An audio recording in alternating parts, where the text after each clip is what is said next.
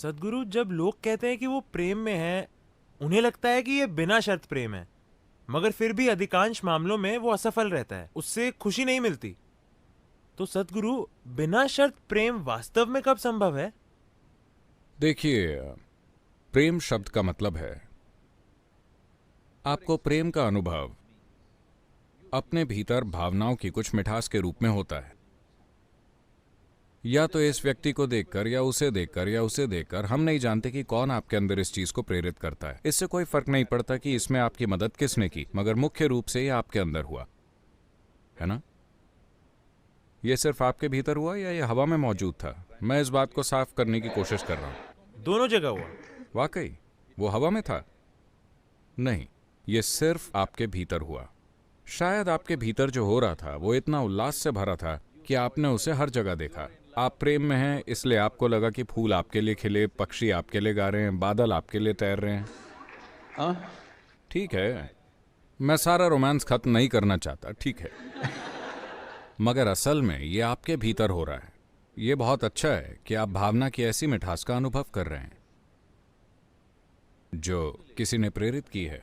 आप असल में दूसरे व्यक्ति का एक चाबी की तरह इस्तेमाल कर रहे हैं जिससे अपने भीतर एक अनुभव को खोल सकें। मैं आपसे पूछता हूं, आप चाबी का इस्तेमाल क्यों कर रहे हैं जब ताला ही नहीं है, कोई दरवाजा नहीं है, जब किसी तरह की कोई रुकावट नहीं है?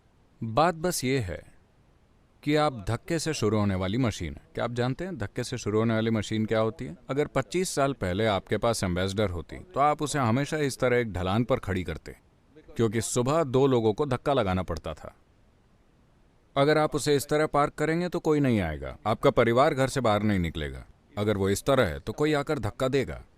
अब सभी गाड़ियां अपने आप स्टार्ट होने वाली हैं, कई तो रिमोट से स्टार्ट होती हैं। इसका क्या मतलब है?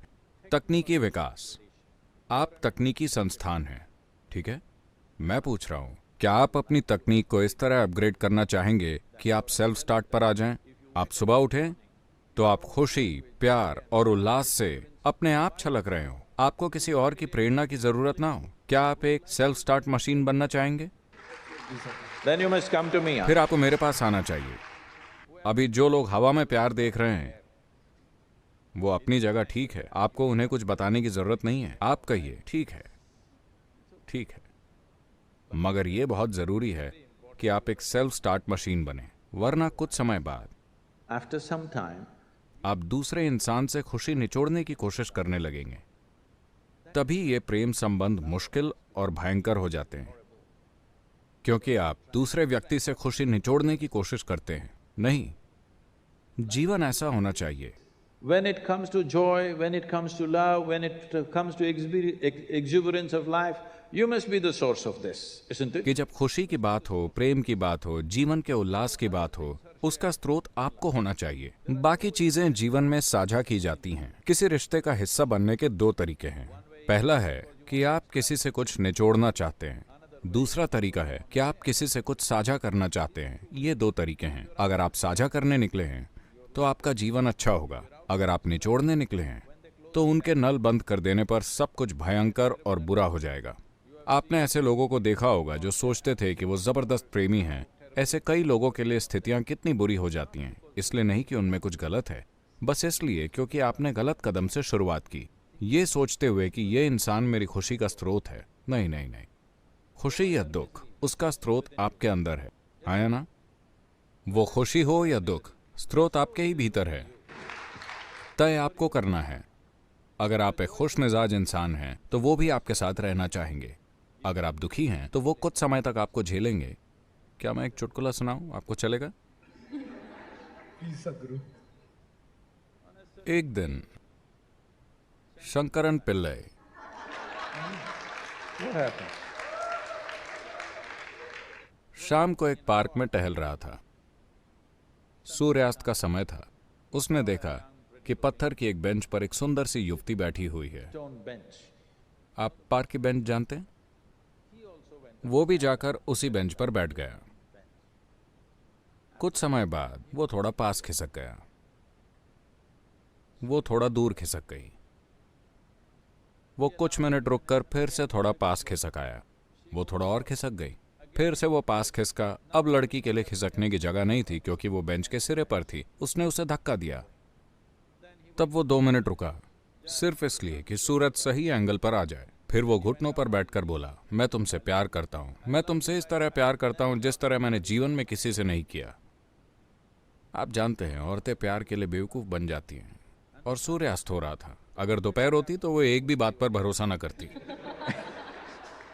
सूर्यास्त हो रहा था, माहौल सही था, इसलिए उसने हामी भर दी। And she kind of yielded. Nature took over, things happened between them. प्रकृति हावी हो गई, उनके बीच चीजें हुई। फिर उसने घड़ी देखी, रात के 8 बजे। वो उठा और बोला, मुझे जाना है, मुझे जाना है। वो बोली, तुम कहाँ जा रहे हो? तुमने कहा कि तुम मुझसे प्यार करते हो। वो बोला, मेरी बीवी इंतजार कर रही है, मुझे जाना है। तो आई लव यू का मतलब बहुत से लोगों के लिए ऐसा होता है। क्या आपने सुना है? खुल जा सिम सिम। आप कुछ पाना चाहते हैं। हो सकता है कि आपकी जरूरतें शारीरिक, मानसिक, भावनात्मक, आर्थिक, सामाजिक या पता नहीं क्या क्या हों। आपकी जरूरतें हैं तो आप इस मंत्र का इस्तेमाल उन्हें पूरी करने के लिए करते हैं और ये कारगर होता है। आधी बार ये काम करता है, ठीक है। मैं कह रहा हूं कि ये जरूरी है कि आप प्रेम से भरे होने की खुशी को जानें, क्योंकि भावनाओं की मिठास आपके लिए तब जरूरी हो जाती है जब आप अपने जीवन में वाकई बड़े कदम उठाना चाहते हैं। अगर आपके दिल में प्रेम की मिठास नहीं है तो मेरी बात मानिए, अगर आप दुनिया में, खासकर भारत में बड़े कदम उठाने की कोशिश करेंगे तो आप हताश हो जाएंगे और कनाडा चले जाएंगे।